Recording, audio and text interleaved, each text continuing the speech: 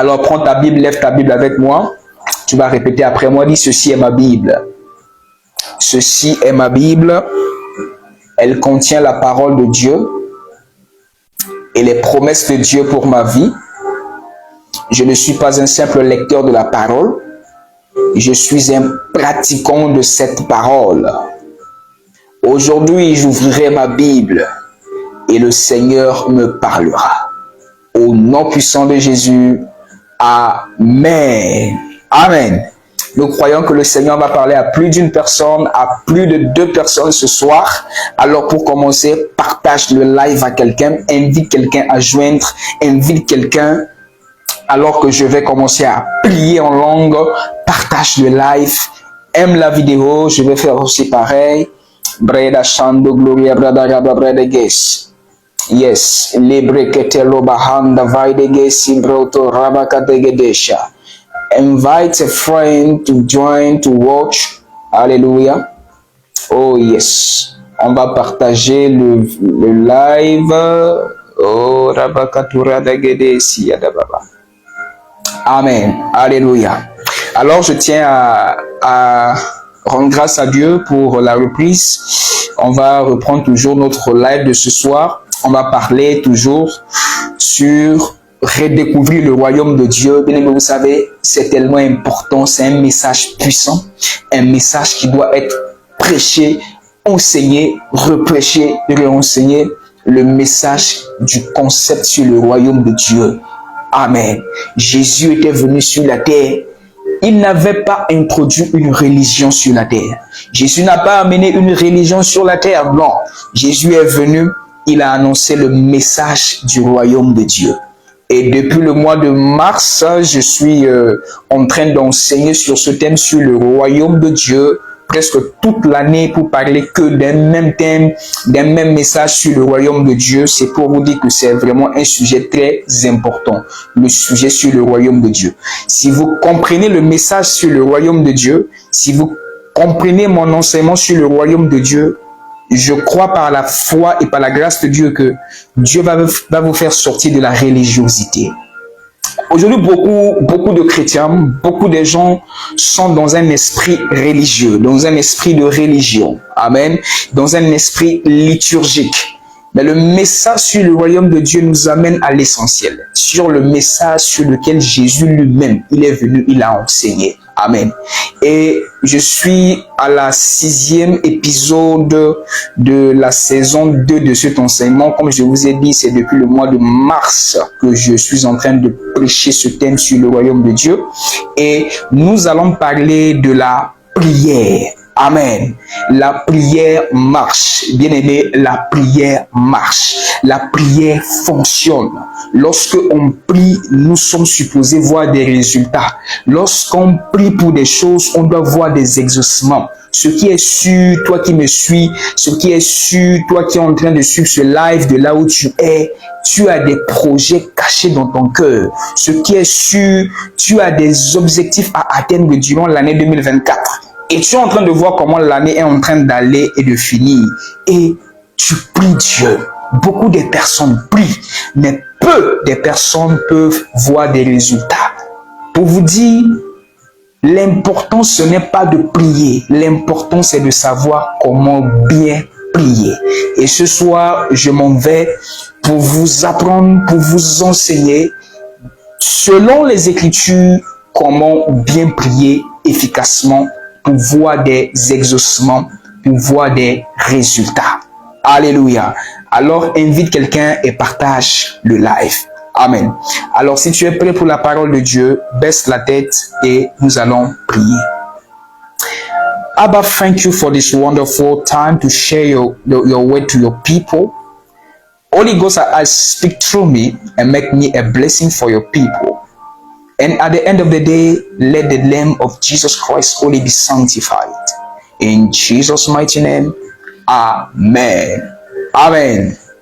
Alors, nous sommes dans le livre de Éphésiens, il faut vérifier les Écritures. Amen. Ce qu'on dit, ce qu'on enseigne, c'est important que vous aussi, vous puissiez vérifier afin de pouvoir être sur la même longueur d'onde que nous. All right. Now, Éphésiens chapitre 1, le verset 3. La Bible dit, béni soit Dieu, le Père. All right.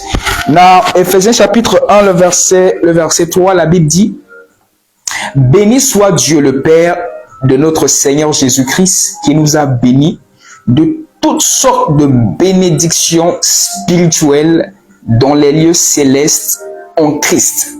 Amen. Ici, dans ce verset, nous apprenons que tous les enfants de Dieu, tous ceux qui sont des enfants de Dieu, les fils de Dieu, les fils du royaume de Dieu, nous sommes bénis de toutes sortes de bénédictions spirituelles dans les lieux célestes. C'est-à-dire que en Dieu notre Père, nous avons tout. Nous avons tout. Ici, la Bible nous informe que nous avons été bénis de toutes sortes de bénédictions. C'est-à-dire que toutes sortes de bénédictions que tu veux là, tu en as déjà. Dieu nous a déjà bénis en son Fils. Le Père nous a déjà bénis en son Fils. Mais ces bénédictions sont spirituelles et se localisent dans le monde spirituel. Pour rendre pragmatique ou bien pour expliquer d'une manière plus claire et compréhensible ce verset, c'est-à-dire que tout ce que toi et moi nous sommes en train de chercher sur la terre, ici le verset est en train de nous dire que nous avons déjà en Jésus. Nous en avons déjà dans le règne de l'Esprit. Il y a des personnes qui cherchent la bénédiction. La bénédiction n'est pas seulement affaire d'argent, mais quand on dit que tu es béni, la bénédiction peut être la longévité. La bénédiction peut être avoir des enfants qui sont intelligents. La bénédiction peut être avoir une postérité qui craint Dieu. La bénédiction peut être réussir dans la vie. La bénédiction peut être aussi faire un bon mariage. La bénédiction peut être avoir des promotions. La bénédiction englobe beaucoup de choses. Et la Bible ici nous dit que nous sommes déjà bénis en Dieu de toutes sortes de bénédictions spirituelles. Amen. C'est-à-dire que lorsque quelqu'un cherche une promotion financière ou bien une prospérité financière, en réalité, cette personne-là est déjà bénie financièrement. Spirituellement parlant, toi et moi, nous sommes des milliardaires. Nous avons, quand en matière de finances spirituellement parlant, nous en avons déjà en Dieu. En termes de santé, spirituellement parlant, on n'est pas malade, on est en bonne santé. Parce que le verset nous dit ici que Dieu nous a déjà bénis de toutes sortes de bénédictions spirituelles. Alors si par exemple tu souffres d'un cancer, en réalité spirituellement parlant, tu ne souffres pas d'un cancer. Spirituellement parlant, tu es déjà guéri. Est-ce que je parle à quelqu'un? Alléluia. Le verset ici nous dit que nous sommes déjà bénis en Dieu de toutes sortes de bénédictions spirituelles. Alors, lorsqu'on se tracasse sur la terre, on cherche des choses sur la terre, c'est parce que quelque part, on n'a pas encore expérimenté ces bénédictions qui nous appartiennent. Je vous donne un exemple. C'est comme si, par exemple, tu détiens ou bien tu hérites d'une grosse somme d'argent. Par exemple, beaucoup de milliards. Tu hérites beaucoup de milliards de quelqu'un. On te dit que voilà, Bill Gates, l'homme le plus riche du monde, amen, a ouvert peut-être un compte en ton nom. Tu possèdes vraiment des milliards. Ça se trouve sur ton compte bancaire. Ça se trouve dans telle banque. Tu vas te rendre compte que d'une manière virtuelle, tu es un milliardaire. Amen. Mais tu es encore là. Tu n'es pas encore rentré en possession de cet argent qui t'appartient en ton nom, qui se trouve à la banque. Est-ce que je parle à quelqu'un? Mais tu as besoin de toucher cet argent. Mais tu dois savoir que rentrer en possession de cet argent-là, même si l'argent est en ton nom à la banque, tu dois rentrer dans des procédures. Tu dois suivre des procédures pour posséder ce qui t'appartient même déjà. Il y a de cela quelques mois, j'avais un problème avec mon compte bancaire. Amen. J'avais un problème avec mon compte bancaire. Je ne pouvais pas toucher l'argent qui m'appartient, qui est sur ce compte. Je tais le nom de ce banque, même si ça me fait mal. C'est mon argent, c'est en mon nom. Mais pour pouvoir le prendre, ça m'amène ici, fais ceci, envoie tel document parce que je suis à distance, la banque, ça se trouve dans un autre pays. Beaucoup de procédures. Mais en réalité, là, l'argent qui se trouve sur le compte, c'est en mon nom, ça m'appartient. Mais je ne peux pas posséder l'argent là comme ça. Je dois suivre des procédures. De la même manière, ce verset ici nous dit que nous sommes bénis de toutes sortes de bénédictions spirituelles en Jésus. Mais ces bénédictions-là nous appartiennent. Mais pour pouvoir posséder ces bénédictions, en anglais on dit « there is a process ». Il y a une procédure, il y a des protocoles à suivre. Le monde spirituel là, ou bien le monde physique, explique les choses spirituelles. Aujourd'hui, tu vas voir quelqu'un, il va dire que mais si Dieu existe, pourquoi je suis malade? Mon frère, ma soeur, spirituellement parlant, tu n'as pas été programmé pour être malade. Être tombé malade même là, c'est anormal. C'est anormal pourquoi? Parce que spirituellement, nous sommes déjà guéris. Nous sommes en bonne santé. Mais pourquoi on est malade? Pourquoi on est souffrant? Juste parce que on doit aller chercher notre guérison. On doit... I don't know how to explain this thing. I don't know how to explain this concept. But it's important for you to understand, to figure out that in the realm of the spirit, you are already blessed. Tu es déjà béni dans le monde spirituel. Amen.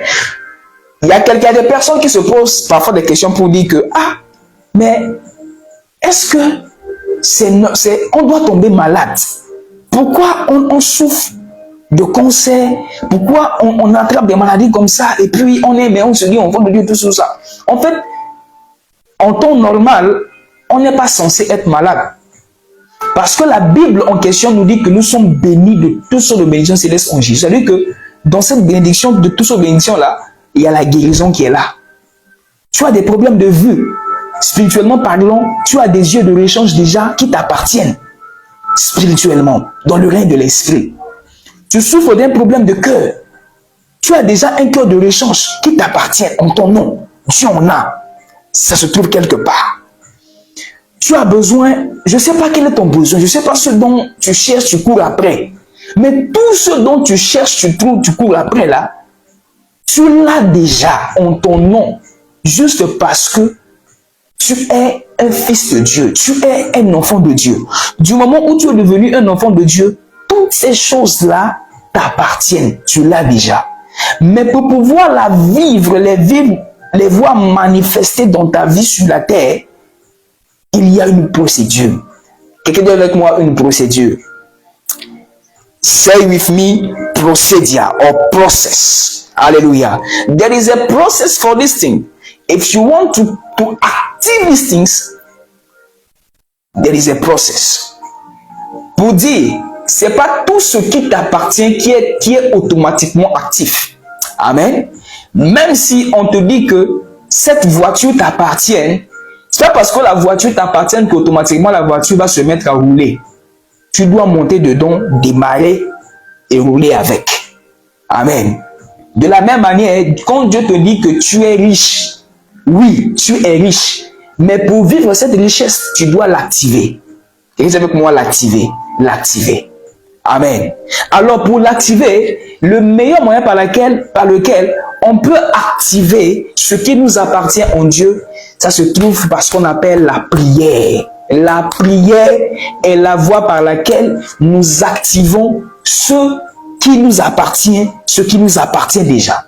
Voilà pourquoi la Bible dit que Dieu dit dans sa parole dans Matthieu chapitre 6, let's read Matthieu chapitre 6. Vous allez voir quelque chose ici de vraiment étonnante. Alright, let's read. La Bible dit dans Matthieu chapitre 6, le verset 6, il est dit, mais quand tu pries, entre dans ta chambre, ok, ferme ta porte et prie ton Père qui est dans le secret te rendra, qui voit dans le secret te le rendra. Non, c'est pas ça ce verset qui m'appartient, qui m'intéresse plutôt. Je crois c'est le verset. Il y a un verset qui dit que même avant que tu puisses demander quelque chose à Dieu, Dieu sait déjà de quoi tu en as besoin.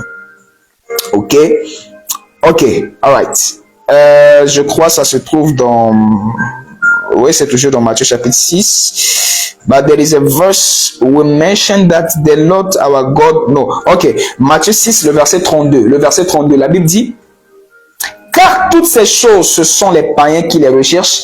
Votre Père Céleste sait que vous en avez besoin. Écoutez, c'est déjà Dieu qui est notre Père. C'est déjà de quoi on a besoin. Mais à quoi ça nous sert de prier en réalité? La Bible nous dit que avant que tu puisses prier là, Dieu sait déjà ce dont tu en as besoin. Pour vous dire, la prière ne sert pas d'informer Dieu sur nos besoins. Non. Très souvent, beaucoup de personnes pensent que c'est au moment où ils commencent de prier là, qu'ils sont en train d'informer Dieu sur leur situation. Non. En fait, le but de la prière, c'est pas d'informer Dieu sur ce que tu es en train de traverser. Parfois, on dit, aïe, mais je souffre, hein, je traverse un moment difficile. Alors, je dois prier pour dire, oh Père, n'est-ce pas que tu vois que je suis en train de traverser un moment. Non, en fait, c'est une fausse manière, une fausse conception de comprendre la prière.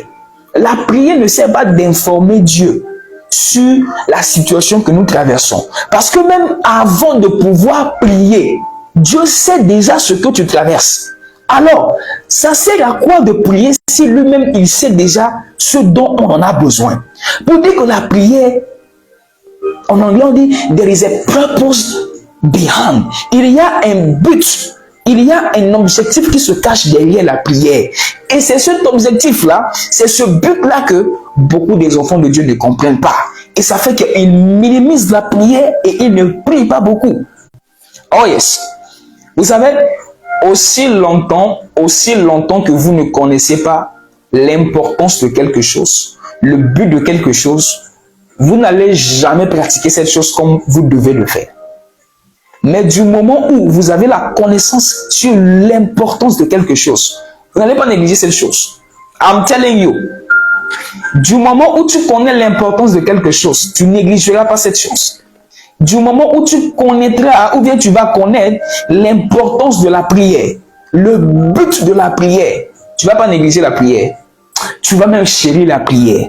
Et je prie dans le nom puissant de Jésus, que tu reçois cette grâce dans le nom de Jésus, que après cet enseignement, tu deviens un amoureux de la prière, une amoureuse de la prière. Amen. Que Dieu change ta manière de voir la prière. Que Dieu change ta manière de comprendre la prière. La prière ne sert pas d'informer Dieu sur nos besoins, parce que Dieu sait déjà ce dont nous avons besoin. Il y a un but qui se cache derrière la prière. Il y a un but qui est attaché à la prière. Comme je vous ai dit, spirituellement parlant, on est béni de toutes sortes de bénédictions. Mais pour activer ces bénédictions, on doit l'activer par la prière. There is a way for that. And prayer is one of the key or major way that a believer can use to achieve whatever. I'm telling you. Alléluia. Amen. Vous allez voir dans Luc chapitre, c'est comme je dis, Luc chapitre 11 verset 13 ou Matthieu 6 31.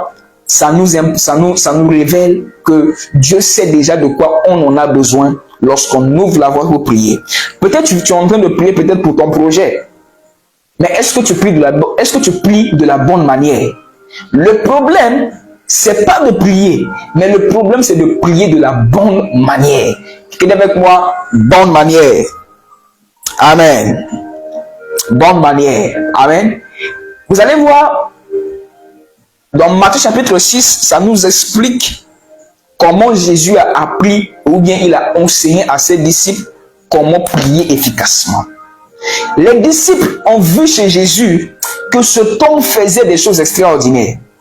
Pendant le jour, Jésus guérissait les malades, il chassait les démons, il faisait des miracles, il faisait des choses extraordinaires. Like le surnaturel accompagnait Jésus. Et les disciples ont dit, this man, cet homme, il a un secret qu'on doit connaître. Et eux-mêmes, ils ont supposé, ils ont vu la manière à laquelle Jésus vivait. Ils ont dit, cet homme, alors que nous, on est en train de dormir, lui, il se lève pour prier. Et on voit le résultat pendant le jour. On voit comment Dieu l'utilise pendant le Père l'utilise pendant le jour. On voit les résultats. C'est-à-dire que la manière à laquelle nous, les disciples là, ont pris est différent de la manière à laquelle lui, Jésus, lui, il prie. Et ils se sont rapprochés de Jésus pour dire, Jésus, maître, apprends-nous comment prier. Parce que the way that you pray is different so far from the way we are praying. Et ce qui certainement, Jésus a dit, mais you guys, vous avez compris. Pourquoi? Parce que les disciples étaient des bons prieurs. Cela ne veut pas dire que les disciples de Jésus ne priaient pas. Non. Ces Hébreux-là étaient des bons prieurs. Ils respectaient leur moment de prier. Ils priaient beaucoup. Mais ils ont vu que la manière à laquelle lui, Jésus, il prie est différente. Il y a toujours une manière à toute chose. Vous voulez avoir des résultats dans certaines choses. Vous devez avoir la connaissance sur comment bien faire cette chose. Amen. C'est comme ça que si vous voulez peut-être devenir un chirurgien dentiste, vous devez apprendre comment la chirurgie dentaire. Vous voulez être un ophtalmologue, vous devez apprendre l'ophtalmologie. Vous voulez être un cardiologue, vous devez apprendre ça. There is a way for everything. Il y a une voie, une procédé pour toutes choses. Tout simplement, vous devez l'apprendre et la connaître. Amen. Et Jésus les a appris la manière à laquelle il faut prier, le protocole de la prière. Il les a dit que, vous savez, si vous voulez prier là, priez comme moi d'une manière stratégique. Si vous voulez prier, dites ceci, dites cela. Il y a des choses que moi je dis dans ma prière. Il y a des choses que moi j'utilise dans ma prière. Et quand je le fais, je vois des résultats. Et si vous voulez aussi prier, faites aussi pareil. Bien aimés frères et sœurs, il y a une procédé, il y a un protocole pour toute chose. Toute chose a un protocole. Même l'avion que vous voyez là, je faisais du stage à la SEDNA dans les années précédentes et j'étais dans un service où on travaillait sur comment l'avion devait décoller, l'avion devait atterrir et tout ça. Et je vous assure, quand on voit l'avion voler, c'est juste waouh. Mais il y a beaucoup de choses qui se cachent derrière. L'avion aussi communique. Comment l'avion communique avec les gens qui se trouvent dans la tour de contrôle? Comment les avions se communiquent? Comment l'avion communique avec quelqu'un qui se trouve ici sur la terre? Comment l'avion communique avec quelqu'un qui se trouve dans un autre pays, dans un autre territoire, sans utiliser téléphone? Bien aimé, ces choses que vous voyez, il y a toujours un protocole. There is a process for that.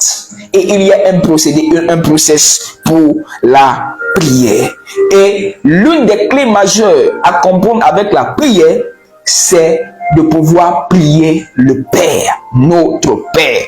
Jésus a dit, quand vous voulez prier, dites, notre Père qui se trouve dans les cieux. Amen. Pourquoi Jésus a dit aux disciples de prier notre Père? Vous savez, Dieu a plusieurs qualificatifs. Dieu a plusieurs attributs. Dans l'ancienne alliance, les gens lui donnaient des noms en fonction de ce qu'ils faisaient dans leur vie. Amen. La manière à laquelle Dieu a intervenu dans la vie d'Abraham, Abraham l'appelle Jéhovah Jireh. Amen. Et Dieu avait plusieurs qualificatifs. On l'appelait, les Hébreux l'appelaient Adonai, c'est-à-dire le Seigneur. Il l'appelait Yahweh. Il l'appelait Elohim. Il l'appelait... En fait, Dieu avait beaucoup de qualificatifs. Amen. Et la plupart des cas, la plupart des cas, on l'appelait et on le connaissait au nom de l'Éternel. Et cette influence de nom reste d'actualité jusqu'aujourd'hui et jusqu'aujourd'hui dans le christianisme. Si cela est rentré dans le christianisme, les gens continuent d'appeler Dieu éternel. Je ne suis pas en train de dire que Dieu ne s'appelle pas éternel. Dieu n'est pas éternel. Non, oui, Dieu est éternel. En fait, le mot éternel, ce n'est qu'un qualificatif donné à Dieu qui révèle sa grandeur éternelle, qui révèle sa puissance éternelle, qui révèle sa dimension de l'éternité. C'est ça le sens du mot éternel. Éternel, c'est le Dieu qui juge. Éternel, c'est le Dieu qui frappe. éternel. Ça révèle la dimension de Dieu dans sa dimension éternelle. Dieu est un infini Dieu. Comme il a dit dans Apocalypse, je suis l'alpha et l'oméga, le commencement et la fin. C'est ça le sens du mot éternel. Et les Hébreux l'appelaient éternel. En fait, chaque génération avait sa manière de pouvoir comprendre Dieu et donner un nom à Dieu. Je vous donne un exemple. Allons dans le livre de 1 Pierre chapitre 3, le verset 12. We're gonna see something here. 1 Pierre chapitre 3, le verset 12. 1 Pierre chapitre 3, le verset 12. La Bible dit, car les yeux du Seigneur sont sur les justes et ses oreilles sont attentifs à leurs prières. Les yeux du Seigneur. Ici, dans ce verset, le mot Seigneur utilisé ici, je vous rappelle que la Bible a été écrite en grec, en hébreu et en araméen. La Bible n'a pas été écrite en français ni en anglais. Ce verset ici a été écrit originellement en grec. Et le mot utilisé pour Seigneur ici, le mot utilisé pour ce mot Seigneur qui dit « car les yeux du Seigneur ici », ce mot Seigneur ici, c'est un mot grec qui est titré Kyrios. Quelqu'un avec moi, Kyrios. Kyrios en grec. Et le mot Kyrios en grec, ça parle du mot Adonai, ça parle du mot Yahvé.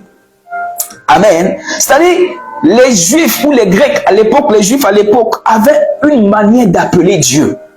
Et ils priaient l'Éternel. Ils étaient fidèles à l'Éternel. Mais lorsque Jésus est venu, parce que notre modèle dans la nouvelle alliance, dans la dispensation de la grâce, parce que nous sommes sous la dispensation de la grâce, et notre figure de modèle parfaite, c'est Jésus. Et Jésus nous a enseigné un modèle de prière. Et il a dit que lorsque nous, on veut prier, on doit prier notre Père. C'est-à-dire qu'on doit quitter la dimension de voir Dieu éternel là, pour rentrer dans la dimension de faire de Dieu notre Papa. Dieu est maintenant ton Père en Jésus. Lorsque je vous ai dit que nous sommes bénis de toutes sortes de bénédictions célestes en Jésus là, cette bénédiction est réservée uniquement pour ceux qui sont des enfants de Dieu, ceux qui sont des fils de Dieu. Mais le problème aujourd'hui avec le christianisme, c'est que beaucoup des enfants de Dieu ne se voient pas comme des enfants de Dieu. Like there is a problem here. Très souvent, la plupart d'entre vous se comportent comme s'ils ne sont pas des fils de Dieu. Like the way that you behave, la manière à laquelle toi tu te comportes, c'est pas comme si tu es un enfant de Dieu. Parfois même quand tu pars à l'église, tu pars au temple, tu te comportes comme si tu es un étranger dans la maison de ton père. Non, you are a child of God. Tu es un enfant de Dieu. Amen. Behave, comporte-toi comme un fils de Dieu. Alléluia. Très souvent, on continue toujours de se comporter comme un serviteur. Parfois, on ne voit pas Dieu comme papa. Tu ne vois pas Dieu comme ton père. Quand tu as des problèmes, la manière à laquelle tu pries Dieu, comme si tu pries un être spirituel, tu vois juste, je prie que Dieu change ta manière de voir Dieu. Je prie que Dieu change en fait, la manière, l'image que tu as de ce Dieu-là doit changer. Ce Dieu est devenu ton père. Ce Dieu est ton papa. Amen. Donc, la manière à laquelle tu interagis avec lui doit être une interaction qui est comme un fils qui interagit avec son papa. Alléluia. À l'époque, Dieu n'était pas papa de quelqu'un. Dieu était l'Éternel, le Dieu qui juge, le Dieu de la loi, le Dieu qui frappe, le Dieu de œil pour œil et don pour don. Tu mérites pas, tu n'as pas mérité. Et c'est ce Dieu-là que les Juifs priaient à l'époque. Mais quand Jésus est venu, il a ouvert la dispensation de la grâce. Et il est en train de nous faire comprendre que Dieu aujourd'hui là est notre Père. Avez-vous déjà vu Jésus prier Dieu comme éternel? Jamais. Il prie Dieu toujours comme son Père. Et il a dit, la prière qui fonctionne, la prière qui active les grâces, la prière qui active les bénédictions célestes là, c'est cette prière qui s'adresse à Dieu comme Père. Oh my goodness. Come on. Alléluia. Ça peut vous choquer. Ça peut vous choquer, mais prier Dieu comme éternel est une fausse manière de prier. Oui, ça marche. Bon, pas que ça marche, pas que c'est,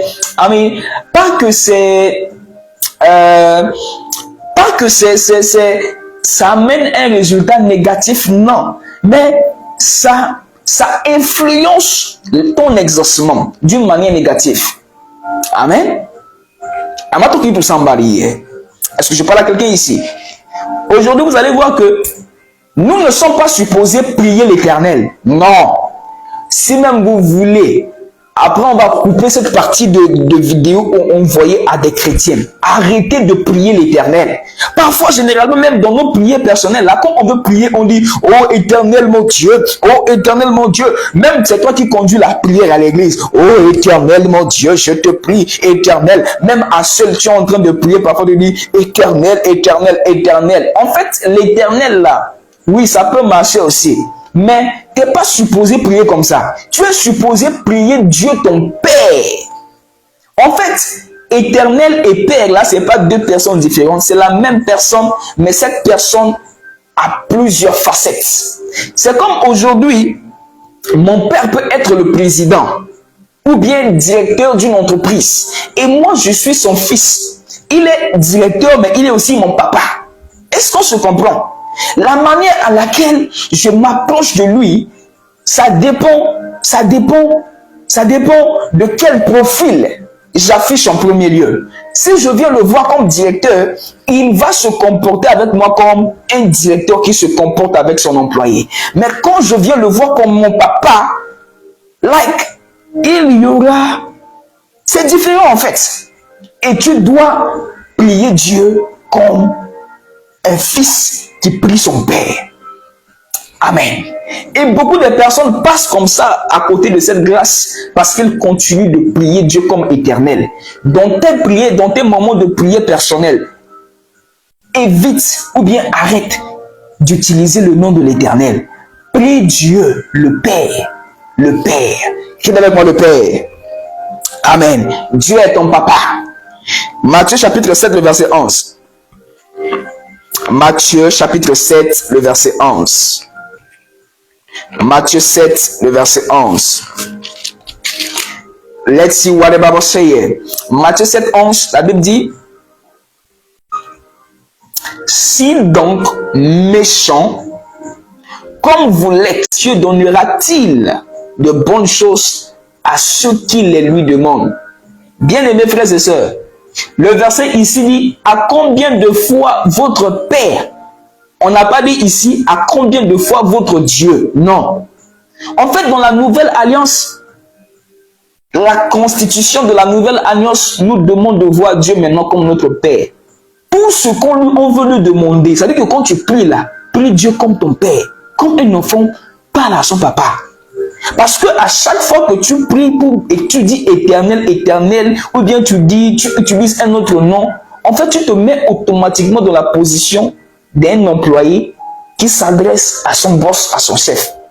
Mais lorsque tu pries Dieu comme Père, automatiquement tu rentres dans l'alliance, position d'un fils, automatiquement tu rentres dans certains privilèges. Parce qu'un père ne peut pas abandonner son fils.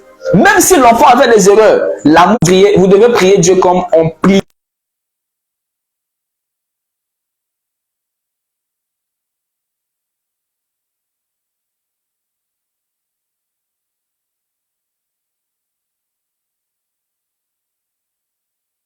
Vous savez, je vous raconte une histoire. Il y a de dire la position dans laquelle vous vous mettez en tant que vous vous positionnez pour prier agit sur la qualité de vos exaucements. Et c'est pour cela que Jésus nous interpelle de pouvoir prier Dieu comme un fils qui prie à son Père. Et sous la dispensation de la grâce, on doit prier Dieu uniquement comme Père. Et je vais vous raconter une histoire. Et il y a de cela quelqu'un qui m'appelait et la personne me parlait de ses problèmes. La personne a un problème de logement, la personne a un problème de travail et toutes ces histoires. Et aussi beaucoup d'autres problèmes parallèles. Et la personne dit, elle a prié Dieu, mais pas vu de s'exprimer. Je lui dis, tu sais, oui, tu as prié, tu as beau prier, mais est-ce que tu as prié de la même manière? Elle m'a dit, mais comment? Je dis, ok. En fait, ces problèmes-là, tu n'es pas censé prier, tu n'es pas censé dire à Dieu ces problèmes. Tu dois parler à ces problèmes de se déplacer. Elle dit, que je dis à ces problèmes de se déplacer parce que tu es un enfant de Dieu. Et elle m'a dit, elle a dit exactement comme je l'ai dit. Et dans la même semaine, je crois bien, quelqu'un l'a appelé pour lui donner un logement gratuit. Là où elle se trouvait. Quelqu'un l'a appelé pour lui donner un logement gratuit de 1 année. Waouh! Quand elle est venue me donner les témoignages, je lui ai dit, c'est parce que tu as prié ton père. Parce qu'un père ne peut pas laisser ou bien voir son enfant traverser ces genres de situations. Alors, si elle priait l'Éternel, elle allait passer dans beaucoup de jugements. Là, parfois, ce qui fait que votre prière se fait retarder, c'est parce que vous ne priez pas de la bonne manière. La prière est un mécanisme. Ça peut vous choquer, mais je le dis de cette manière, Dieu ne répond pas à la prière. Si je le dis comme ça, tu ne vas pas comprendre. Lorsque le prédicateur va dire que Dieu ne répond pas à la prière, il ne veut pas dire que c'est pas, I mean, let's do this way. En fait, il y a une procédure lorsque vous priez. Est-ce que vous comprenez? Et Dieu s'attend à ce que Jésus nous a donné déjà le modèle à laquelle on doit et on est censé prier. On est censé s'adresser à Dieu. Et si vous suivez ces protocoles, si vous suivez ces manières de prier, vous verrez des exaucements, vous verrez des résultats. Hello, am I talking to somebody? Hello, am I talking to somebody here? All right. So, on est censé prier que le Père. Et j'en profite pour vous dire, on ne prie pas aussi Jésus. We don't pray Jesus. We pray the Father in the name of Jesus the Son. By the power of the Holy Ghost. L'affaire sur la prière là, on doit vous enseigner comment prier. Très généralement, on vous dit priez, priez, priez. Mais nous-mêmes, on ne vous apprend pas. On ne vous enseigne pas comment vous devez. On ne vous enseigne pas comment vous êtes censé prier.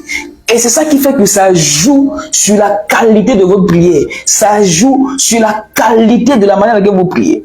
On ne prie pas Jésus. On ne prie pas Jésus. Très souvent, vous priez Jésus, Jésus, Jésus, Jésus. Vous n'allez voir jamais dans la Bible, Jésus nous dit de le prier. Il dit de prier le Père. La prière, lorsque vous observez et vous respectez les protocoles de la prière. Oh yes! Arrêtez de prier Jésus. Priez le Père au nom de Jésus. Amen. Et vous verrez les exaucements à vos prières. Matthieu 18, le verset 19, la Bible dit, Matthieu 18, le verset 19, let's see what the Bible says. Je vous dis encore, si 2 d'entre vous s'accordent sur la terre pour demander une chose quelconque, elle sera donnée par mon Père. C'est le Père qui exauce. C'est pas Jésus qui exauce, c'est le Père qui exauce. Et il a dit ici, s'accorde sur la terre pour demander quelque chose. Il a dit, si 2 d'entre vous s'accordent sur la terre pour demander une seule chose quelconque, elle sera donnée par mon Père qui est dans les cieux. Car là où 2 ou 3 sont assemblés en mon nom, je suis au milieu d'eux. On demande au nom de Jésus, mais la prière est adressée au Père. Ces petits trucs-là, si vous ne les comprenez pas, quand vous priez, vous êtes censé voir vos exaucements, mais ça prend du retard. Est-ce que je parle à quelqu'un?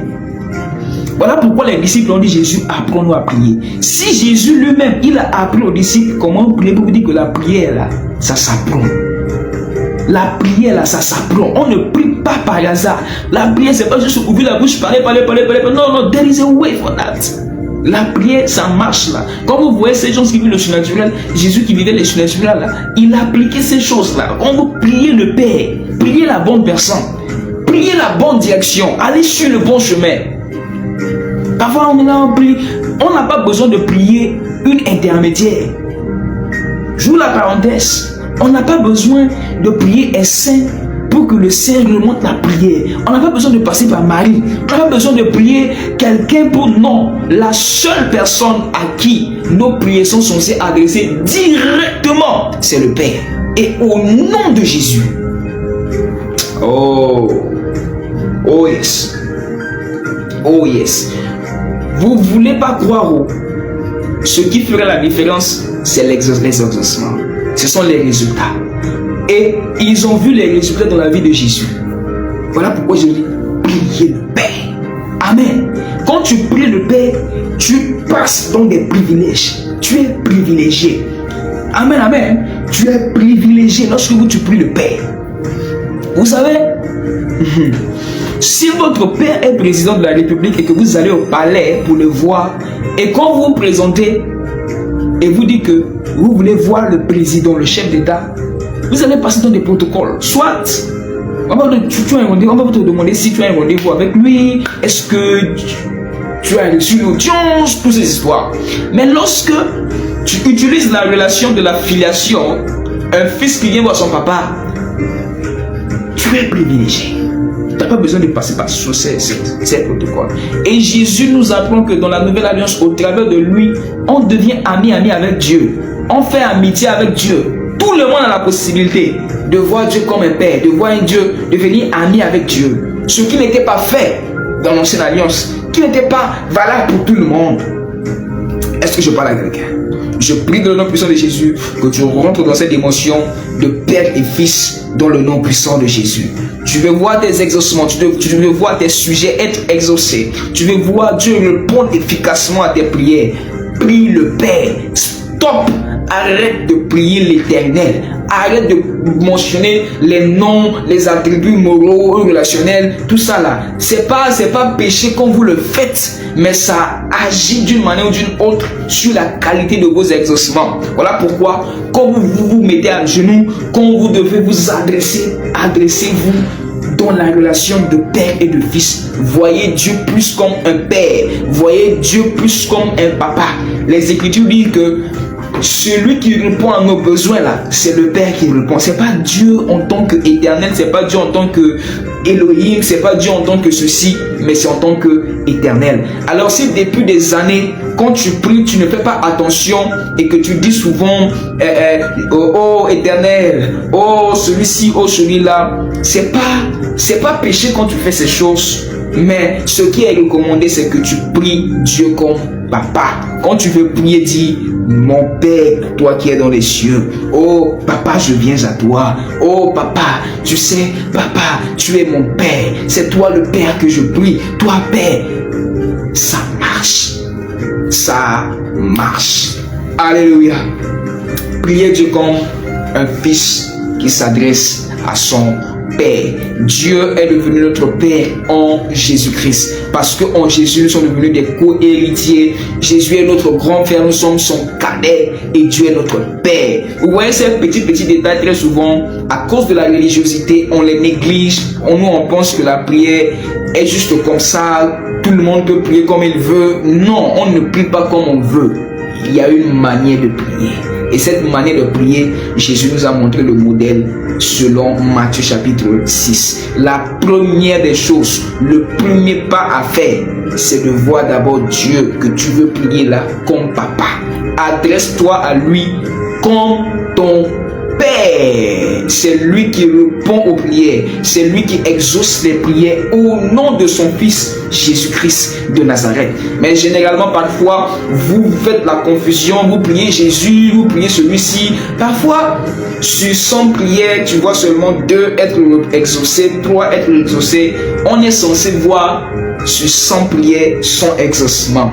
Amen. Selon la volonté de Dieu, bien sûr. Mais ce qui retarde parfois les prières, qui bloque parfois les mains, parce que vous priez mal. Arrêtez de prier mal. Arrêtez de prier mal. Priez le Père. Ne priez pas l'Éternel. Ne priez pas l'Éternel. Priez le Père. Ton Père qui est dans les cieux, adresse-toi à lui comme un fils qui s'adresse à son papa. Il t'aime. Il veut. Imaginez que vous avez un enfant et que votre enfant ne vous appelle pas papa. Il vous appelle seulement à votre nom qualificatif. À vous, tout le monde, tout père aime voir son fils l'appeler papa. Amen. L'appeler papa. Alléluia. Dieu veut entendre de ta bouche quand tu l'appelles papa. Il veut entendre de ta bouche quand tu l'appelles père. Amen. Que Dieu vous bénisse royalement. Alléluia. Alors nous allons prier, je vais prier pour toi, je vais prier afin que Dieu, avec Dieu, notre Père en Jésus, puisse nous donner la capacité, l'habilité de le prier comme il faut. In the name of Jesus. Manta rabagete vorodo, sibreketa rabakata.